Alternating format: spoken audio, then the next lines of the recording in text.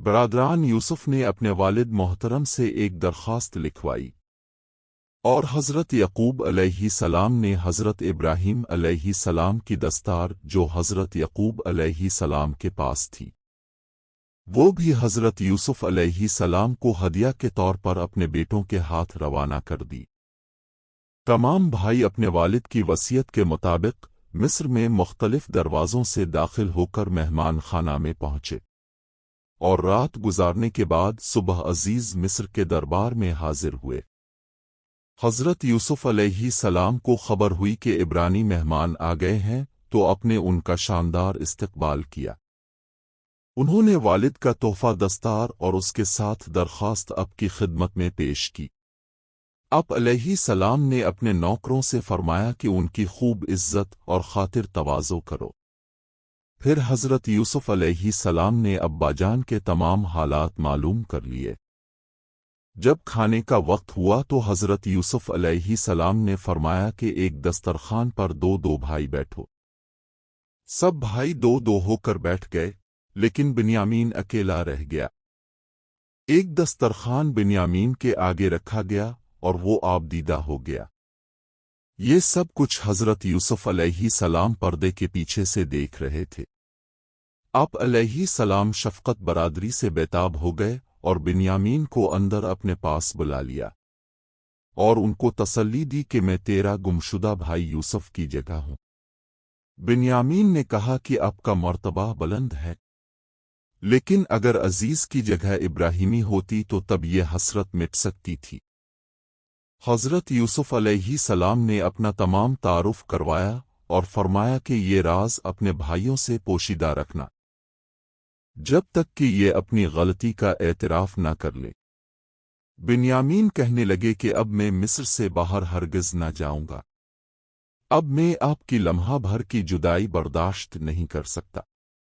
چند دن قیام کرنے کے بعد جب یہ لوگ رخصت ہونے لگے تو حضرت یوسف علیہ السلام نے فرمایا کہ ان کے اونٹوں کو اتنا لادو جتنا اٹھا سکے اور ساتھ ہی بنیامین کو روکنے کے لیے کوئی بہانہ تلاش کرنے لگے۔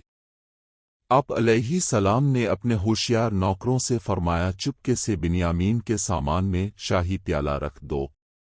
پھر ایک آواز دینے والے نے کہا کہ اے قافلہ والو، تم لوگ چور ہو؟ انہوں نے اس کی جانب منہ موڑ کر کہا کہ تمہاری کیا چیز کھو گئی ہے؟ جواب ملا کہ شاہی پیالہ گم ہو گیا ہے اور جو کوئی اسے لائے گا اسے غلے کا تھیلا ملے گا، اور میں اس وعدے کا ضامن ہوں۔ انہوں نے کہا کہ خدا کی قسم تم خوب جانتے ہو ہم زمین پر فساد کرنے نہیں آئے اور نہ ہی ہم چور ہیں۔ انہوں نے کہا کہ چور کی سزا کیا ہے؟ اگر تم جھوٹے ثابت ہو گئے، جس کے سامان سے پیالہ مل جائے وہی اس کی جزا ہے، ہم لوگ یہی سزا دیا کرتے ہیں۔ یہ حادثہ سن کر برادران یوسف سکتے میں آ گئے اور کہنے لگے تم ہمیں اچھی طرح جانتے ہو اور ہماری عادتوں سے خوب واقف ہو چکے ہو، ہم فساد برپا کرنے والے نہیں کہ دوسرے ملک میں آ کر چوری کریں۔ شاہی ملازموں نے ان پر حجت قائم کی کہ اگر تم جھوٹے ثابت ہو گئے تو پھر کیا ہوگا؟ کہنے لگے دین ابراہیمی کے مطابق اس کی سزا یہ کہ چور کو اس کے سپرد کر دیا جائے جس کا مال چرایا ہے۔ اس طرح حضرت یوسف علیہ السلام اپنے مقصد میں کامیاب ہو گئے اور بنیامین کے سامان سے شاہی پیالہ برآمد کر لیا۔ پھر حضرت یوسف علیہ السلام نے بنیامین کو روکنے کا حکم فرمایا، اور یہ وہ تدبیر تھی جو اللہ تعالیٰ نے آپ علیہ السلام کو سکھائی۔ چونکہ تمام بھائی فیصلہ کر چکے تھے تو آپ علیہ السلام نے ان کا حکم صادر فرمایا۔ جب بنیامین کے سامان سے چوری ثابت ہو گئی تو اس کے بھائی غصہ میں آ کر کہنے لگے کہ اس کا بھائی بھی چور تھا۔ اس طرح بھائیوں نے آپ علیہ السلام پر چوری کا الزام لگا دیا، لیکن آپ علیہ السلام نے اس کو ضبط کیا اور راز کو ظاہر نہ ہونے دیا۔ جب بھائیوں کو والد کا عہد یاد آیا تو آپس میں مشورہ کرنے لگے کہ کسی طرح منت سماجت کر کے بنیامین کو واپس حاصل کر لیا جائے۔ چنانچہ تمام بھائی عزیز مصر کے پاس گئے اور کہنے لگے کہ اے عزیز مصر، ہمارے والد صاحب بہت ضعیف ہیں، ان کو پہلے بیٹے کا بھی بہت صدمہ ہے، اور وہ بنیامین کو آنکھوں سے دور نہیں کر سکتے۔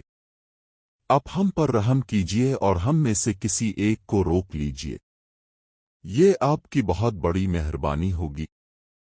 عزیز مصر نے جواب دیا کہ معاذاللہ، یہ کیسے ہو سکتا ہے؟